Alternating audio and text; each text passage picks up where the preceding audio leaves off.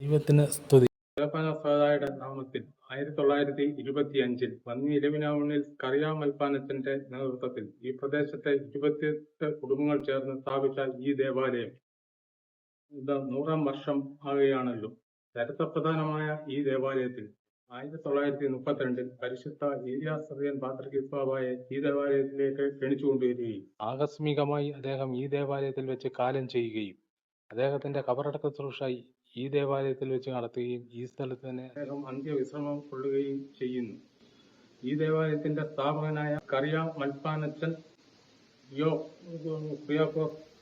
കത്തന Thomas കോറപ്പീസ്കോപ്പ എന്നിവരും ഈ ദേവാലയത്തിൽ തന്നെ അന്ത്യവിശ്രമം കൊള്ളുന്നു.